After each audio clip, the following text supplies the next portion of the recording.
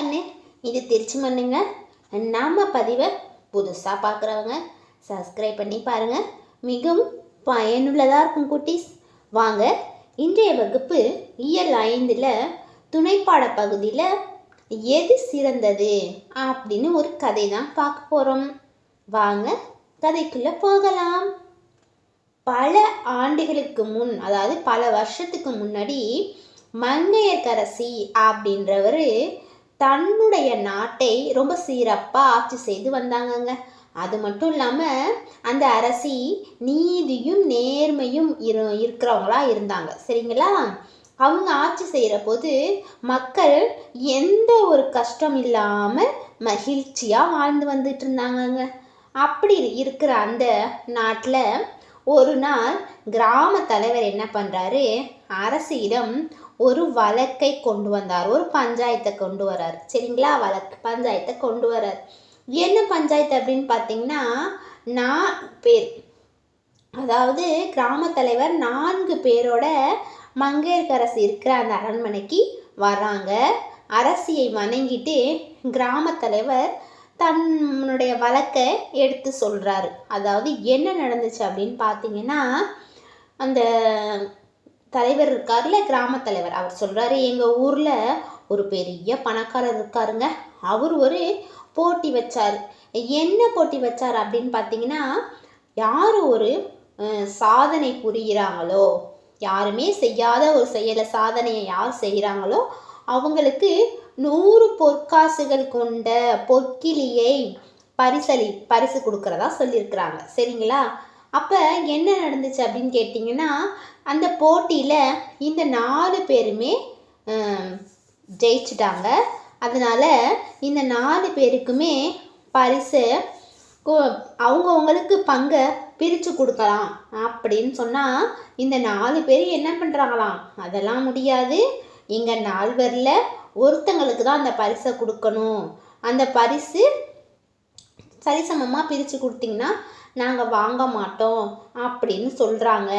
இந்த வழக்கை எப்படி நான் சரி செய்கிறதுனே தெரியல, அதனால தான் உங்கள்கிட்ட வந்தேன் அப்படின்னு கிராம தலைவர் அரசிக்கிட்ட சொல்கிறாருங்க.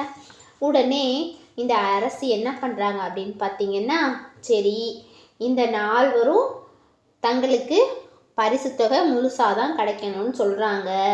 சரி, அவங்கவுங்க என்னென்ன சாதனை செஞ்சீங்க முதல்ல சொல்லுங்க அப்படின்னு ஒவ்வொருத்தங்களா என்ன பண்ணுங்க, சொல்லுங்க, நான் கேட்குறேன் அப்படின்னு சொல்லி மங்கையர்க்கரசி சொல்கிறாங்கங்க.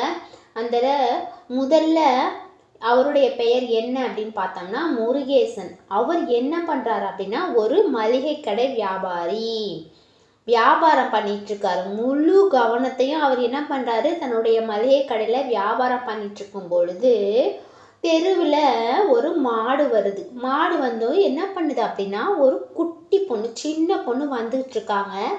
அந்த மாடு, அந்த குட்டி பொண்ணு, சின்ன பொண்ணு இருக்காங்க இல்லையா, அந்த பொண்ணை முற்றத்துக்கு வேகமாக ஓடி வருது. ஓடி வரப்ப இந்த முருகேசன் என்ன பண்ணுறாரு, தன்னுடைய மளிகை கடை வியாபாரத்தை அப்படியே விட்டுட்டு ஓடி போய் அந்த பொண்ணை, குட்டி பிள்ளைய காப்பாத்துறாரு மாடுக்கிட்டே இருந்து. அது மட்டும் இல்லாமல் அந்த குட்டி பொண்ணு யார் அப்படின்னு பார்த்தீங்கன்னா, ஏற்கனவே இந்த மளிகை கடைக்காரருக்கும் அந்த பொண்ணோட அப்பாவுக்கும் சண்டை நடந்துச்சு. அப்படியே அந்த பொண்ணோட அப்பா கிட்ட பேசாமல் அந்த மளிகை கடைக்காரர் இருந்தாலும் அந்த சின்ன பிள்ளைய மாடு முட்டு வரும்பொழுது என்ன பண்ணியிருக்கிறாரு, காப்பாற்றிருக்கிறாரு. அதனால் அந்த முருகேசன் மளிகை கடை வியாபாரி என்ன பண்ணுறாரு, இந்த பரிசு எனக்கு தான் வேணும், நான் தான் சாதனை பண்ணேன் அப்படின்னு சொல்கிறாரு. அடுத்தது 2வது பாருங்க, கண்ணன் அப்படின்றவர். அவர் என்ன பண்ணுறாரு அப்படின்னா, ஒரு கவிஞர். அது மட்டும் இல்லாமல் அவர் என்ன பண்ணுவார், பல பாடல்கள் நிறைய பாடியிருக்கிறாரு, கவிதைகள்லாம் நிறைய எழுதியிருக்கிறாரு. ஒரே இரவில் உலகம் வியக்கும்படி 100 செய்யுள்களை அவர் எழுதியிருக்கிறாராம். மக்கள் எல்லாருமே அந்த செய்யுளை படிக்கிறாங்க. ஒரே இரவில் இப்படி ஒரு காவியத்தை எழுதுனது நான் தான், வேற யாருமே இல்லை, அதனால் அந்த பரிசு எனக்கு தான் வேணும்னு 2வதா வந்த அந்த நபர் கண்ணன் அப்படின்றவர் தன்னுடைய சாதனையை சொல்கிறார். முதல்ல முருகேசன் மளிகை கடை வியாபாரி அவரோட கதையை சொல்லிட்டாரு. இரண்டாவது கண்ணன் தன்னுடைய கதையை சொல்லி முடிச்சிட்டாரு. இப்போ மூன்றாவது யார் இருக்காங்க அப்படின்னு பார்த்தீங்கன்னா கல் தச்சர் கந்தசாமி. மூன்றாவதா வரவர் பேர் என்ன? கல் தச்சர் கந்தசாமி. அவர் என்ன சொல்றாருன்னா, கரடு முரடா இருக்கிற இந்த கல் பாறையெல்லாம் வெட்டி வெட்டி நான் ஒரு அழகிய சிலையாக தூண்களாக நான் செஞ்சு கொடுத்துட்ருக்கேன். இந்த பாறையை குடைந்து குடைவரை கோயில்கள்லாம் நான் செதுக்கியிருக்கேன். இந்த செதுக்கிய குகை கோயிலெல்லாம் பார்த்து எல்லாருமே என்னை ரொம்ப பாராட்டினாங்க. எனவே அந்த பொற்காசுகள், அந்த பரிசு பொருட்கள் எனக்கு தான் வேணும். ஏன்னா நான் கல் தச்சர், என் பெயர் கந்தசாமி. நான் ஒரு பாறை, எப்படிப்பட்ட ஒரு கரடு முரடான பாறையை என்கிட்ட கொடுத்தாலும் நான் அதை அழகாக சிலையாகவோ தூண்களாகவோ எப்படி கேட்குறாங்களோ அப்படி நான் செஞ்சு கொடுத்துருவேன். அதனால் இந்த பரிசு பொருள் எனக்கு தான் வேணும் அப்படின்னு அந்த அரசிக்கிட்ட சொல்கிறாரு. அடுத்தது நான்காவதாக பாருங்க, ஒரு வயதான முதியவர், வயதான ஒரு தாத்தான்னு வச்சுக்கோங்களேன். அவருடைய பெயர் என்ன அப்படின்னு பார்த்தீங்கன்னா பொன்னுசாமி. அவர் ஒரு ஏழை விவசாயி. அவருக்கு அதாவது தாத்தா இருக்கார் பார்த்தீங்கன்னா, அந்த தாத்தாவோட முன்னோர்கள் அவருக்கு கொடுத்தத என்ன கொடுத்தாங்க அப்படின்னா ஒரு காணி நிலம் கொடுத்துருக்குறாங்க. அந்த நிலத்தை நல்லா வேலை செய்து உழுது பயிரிட்டு அவரும் அவரோட மனைவி அப்புறம் பொண்ணு இவங்க 3 பேரும் வாழ்ந்து வந்திருக்கிறாங்க. அவங்க மனைவி, அந்த தாத்தாவோட மனைவி இறந்து போயிட்டாங்க. இப்போ தாத்தாவுக்கு அந்த மகளும் தாத்தாவும் தான் அந்த வயலில் வேலை செஞ்சு பாடுபட்டு நல்ல ஒரு அறுவடை. எப்படி ஒரு அறுவடை அப்படின்னு கேட்டிங்கன்னா, போன வருஷத்தை விட 3 பங்கு அதிகமான ஒரு விளைச்சலை நாங்கள் என்ன பண்ணியிருக்கோம், நானும் என் மகளும் இந்த வயலில் வேலை செஞ்சு ரொம்ப படாத பாடுபட்டு கஷ்டப்பட்டு நாங்கள் இந்த விளைச்சலை, 3 மடங்கு விளைச்சலை நாங்கள் என்ன பண்ணியிருக்கோம், கொண்டு வந்திருக்கோம். அது மட்டும் இல்லாமல் எங்கள் குடும்பத்திற்கு தேவையான நெல்லை மட்டும்தான் நாங்கள் வச்சுக்கிட்டோம். மீதி வந்த எல்லா நிலத்தையும் நாங்கள் மீதி எங்கள்கிட்ட வந்த அந்த நெல் மூட்டைகள்லாம் இருக்கு இல்லையா, அதையெல்லாம் நாங்கள் என்ன பண்ணணும் அப்படின்னா, எங்கள் ஊரில் இருக்கிற அந்த 10 குடும்பங்களுக்கு நாங்கள் என்ன பண்ணிட்டோம், பசியை போக்கணும். அதாவது எங்களுக்கு தேவையான நெல்லை மட்டும் நாங்கள் வச்சுக்கிட்டு, அந்த தாத்தா அரசிக்கிட்ட சொல்கிறாரு, எங்கள் குடும்பத்துக்கு தேவையான நெல்லை மட்டும் நாங்கள் வச்சுக்கிட்டு மீதி எங்களுக்கு அளவுக்கு அதிகமாக இருந்த அவ்வளோ நெல் பயிர்களையும் நாங்கள் எங்கள் உழைப்பால் வந்த அந்த நெற்பயிர்களை நாங்கள் என்ன பண்ணோம், 10 குடும்பங்களுக்கு நாங்கள் கொடுத்துட்டோம். சரிங்களா? இந்த நெல்லை என்ன பண்ணிட்டோம், அவங்கெல்லாம் ரொம்ப கஷ்டப்படுறாங்க. அதனால் இந்த நெற்பயிரை வச்சு உங்களுடைய பசியை போக்கிக்கோங்க அப்படின்னு சொல்லி நாங்கள் என்ன பண்ணிட்டோம், எங்களுடைய உழைப்பில் வந்த அந்த நெல் பயிர்கள், அந்த நெல் மணிகளை நாங்கள் 10 பேருக்கு பகிர்ந்து கொடுத்துட்டோம்.